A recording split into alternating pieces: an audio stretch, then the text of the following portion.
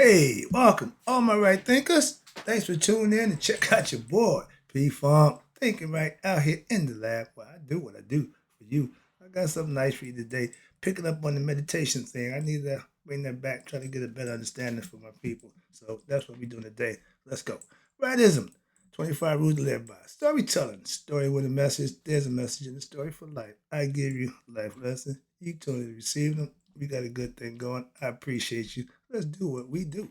Right Thinker's mission, that's what I'm on, is to enlighten, inspire, educate, and motivate you, the individual, to a higher spiritual level of enlightenment. Right Thinker's way of life through mental and spiritual discipline, practice daily, will help and guide you to obtain your goal of spiritual enlightenment, aka know thyself. My mission is that all right thinkers know thyself. If you're a right thinker, your goal is to know thyself. See where I'm going with this? So I asked the question, do you know you? It's rhetorical. But if you don't have the answer for yourself, tune in. I can help you with that. That's what I do for you. A person who knows not and knows not that they know not is foolish. A person who knows not and knows that they, disregard them, sorry. But a person who knows not and knows that they know not is simple. But you can teach them. That's why I do what I do for you. Appreciate you too. Stay tuned. I got more for you. A person who knows not and believe or think that they know is dangerous, avoid them. I do. A person who knows and knows not that they know is spiritually asleep. I can awaken them. I'm the spiritual alarm clock here to wake you up with knowledge of self. A person who knows and knows that they know is wise. Follow them. All these persons resigning you. Right thinkers know thyself. And to my yacht, be true. Right thinkers, I'm piggybacking off of the meditation thing. So I'm in chapter 1 of my meditation book. I switched up. For those who want to know what book I'm in, I just switched up from the Egyptian yoga, enlightenment. I got some more chapters in there, but right now I'm gonna step into the yoga. Step into the meditation. Break it down for you again. Hopefully, you can get a better understanding because it's very important that you meditate. If you want to get to Him, you need to do this. All right, spiritual. I think let's talk about meditation, the path to spiritual enlightenment. First of all, meditation means to think, to ponder, to fix your attention. That's the definition of meditating. You sit and see the guy sitting. Now, I'll never do that position. The legs ain't going for that. Okay, so that position I'll never be in. I'm an upright type of dude. When I meditate, I like to be in a sit upright position. I got my breathing right. I got my mind right. So I fulfill all those things when you meditate. I've been practicing now over 10 years. I'm pretty good at it. So I'm trying to get you a heads up. Hopefully you can get an understanding. So right there, because let's talk about this meditation thing.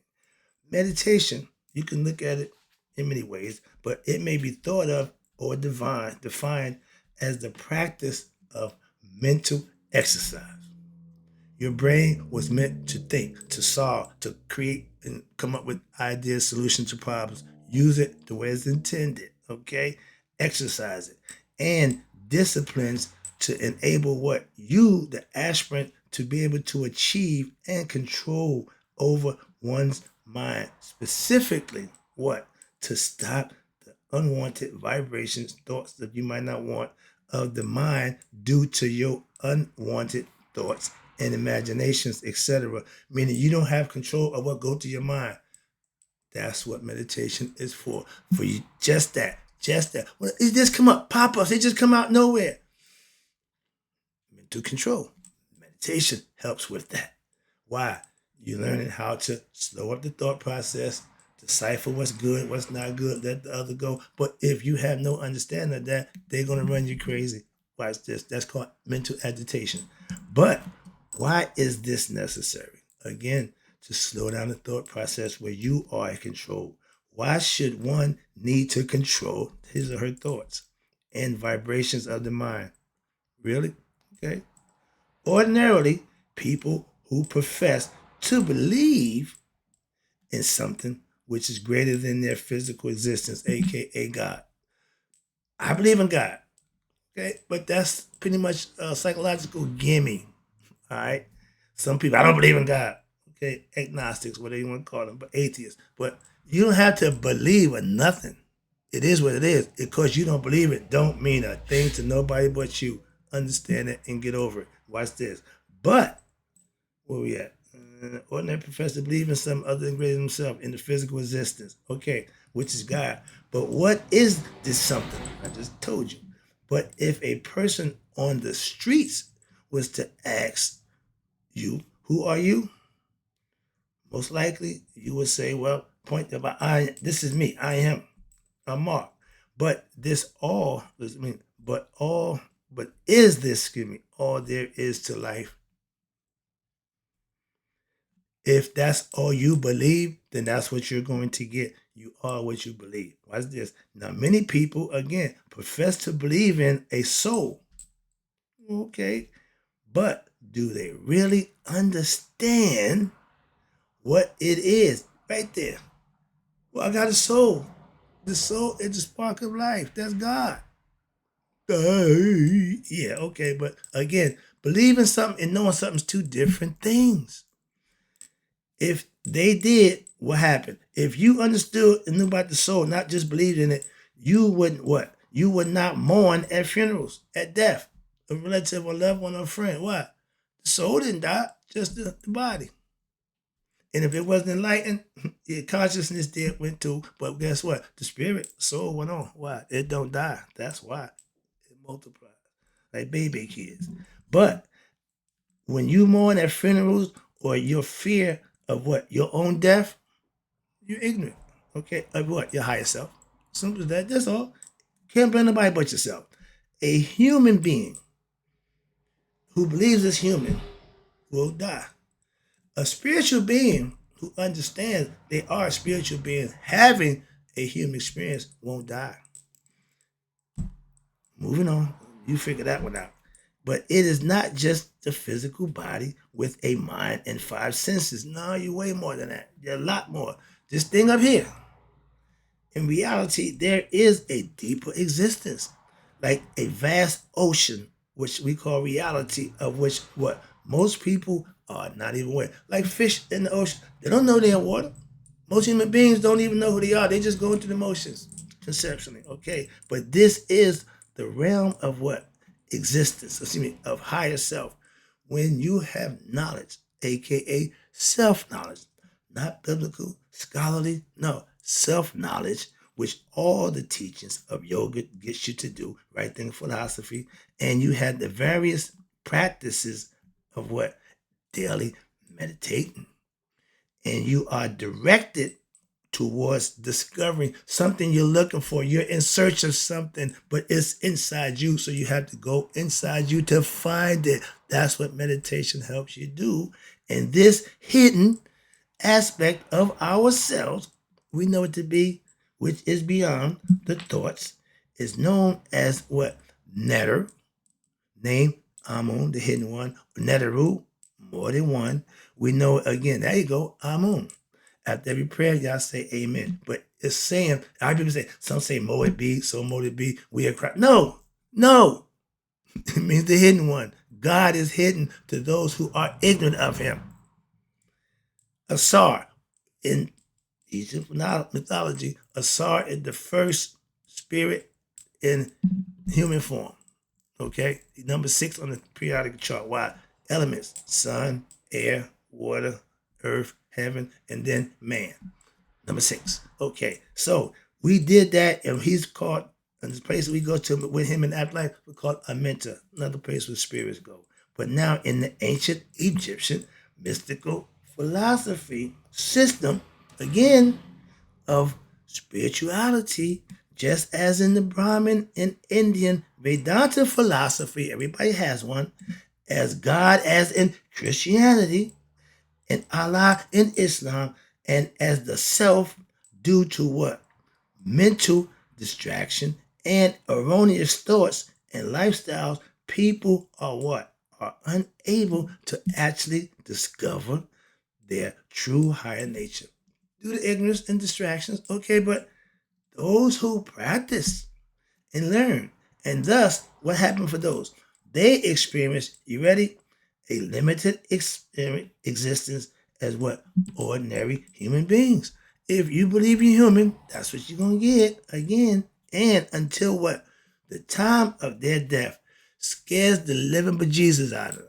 Why? They think this is it. They think it's over. Like the last dance at the party. You know when that record stops, party's over. Some people go through life hoping the record don't stop. Oh, it's going to stop in the physical world. But the higher self, here we go. The conscious person in human beings, which is divine spiritual beings having human experience, but the spirit is like just like the air. What is free? It moves in and around, right? Obstructed manner. It circles the earth. Air is plentiful. The first thing I did after he put light, he put air. Knowing that we're going to need that, okay? But however, if a certain volume of air, watch this, and I hope you get this knowledge, I like this one, or were to be caught in a airtight bottle, the physical body. How about that? Okay? And the air would now what? Seem to be caught or trapped in what? The body. Or excuse me, the bottle. But again, the analogy is the body called existence. In the same manner, what? Your human soul is part of what? The cosmos. And it is all pervasive.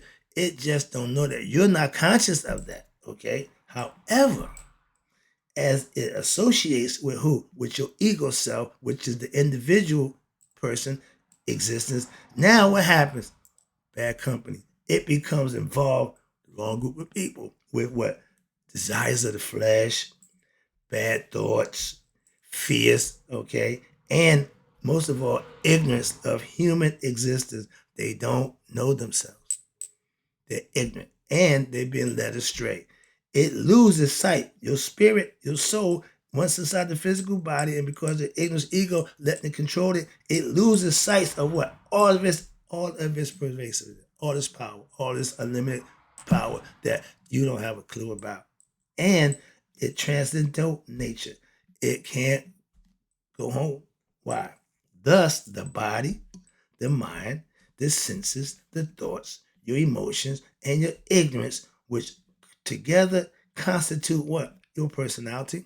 You, who you are. You are who you are of a human being. And are in reality what? Like that bottle, which closes off the vision of the what? The truth, which is the soul, which is innately, I mean, is in its nature, free and boundless. You harnessed it, you done limited it.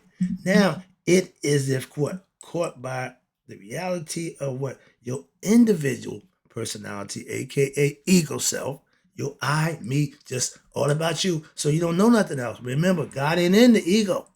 Okay? And the pressure of what? Your physical desires, your longings, and your perverted imaginations from this limited reality as if mesmerized, and your higher self, this limited existence is known, you ready? Here we go, as the ego consciousness.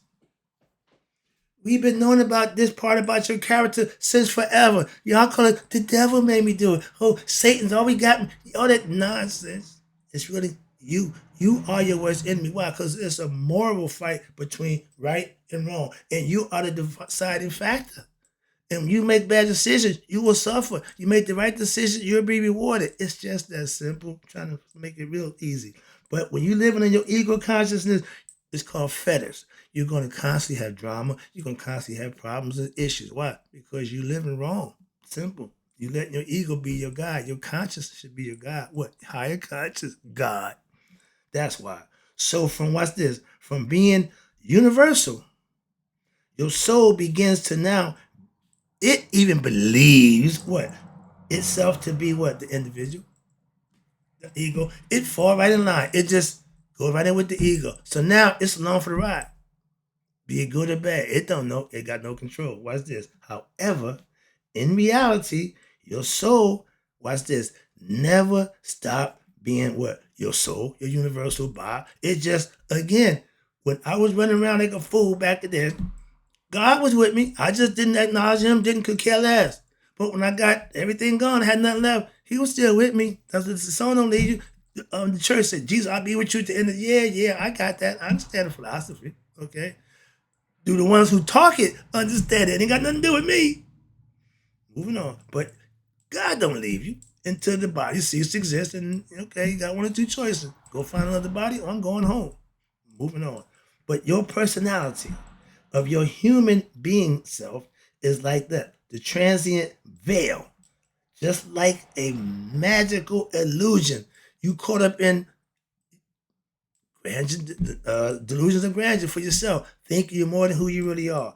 And because you may got an education, got a few good situations, you think you're better than everybody else. That's all ego. All ego. They're gonna do it nobody. That's all ego. And at night, what happens? The stars appear to be minuscule because they're so far away. But imagine if you were up close to them, you would see that what? They are massive heavenly bodies. But in the same way, if you were to get closer to what? Your real self, here you go. You would know just how big and how massive you is. You would see that it is expansive, and limitless. Think unlimited. Think unlimited. Okay? I can do all things. What? Through Christ who strengthened me. If you can conceive it, you can achieve it. And that's how the world was created, through a conception from God, his mind. And most people, watch this, most people, their ego personality and meditation, no, ego personality is so prominent, meaning it's so overwhelming, so dominant in them, watch this, that they cannot see or get beyond its reality. It's stuck on stupid, so to speak. Why? They're into themselves. They don't see nothing else. And through the process, here you go, of what? Right thinking philosophy or yoga philosophy and daily righteous living, spiritual discipline, and meditation. Meditation has got to be on the menu if you're on the path to get to God. Simple as that. And watch this. A human being has the possibility of what? Breaking through what? The confinement of that individuality, egoistic personality in order to discover their universality and limitlessness expansion. So in reality, listen, every human being is not limited or finite. There is a greater reality which can and must be what? Discovered by who? The individual, me, and you. That's Haru. When you do that, you have what? Knowledge of self. And the way to do that, to get there, is daily meditation, to go inside oneself to know thyself. That's the lesson of meditation. I'll be back with more, but I think that's a good information. I think that should work for you. Hopefully, it's clear enough now that you have to meditate. Whatever religion you profess, put meditation on what? Daily. Trust me. You want to get to God?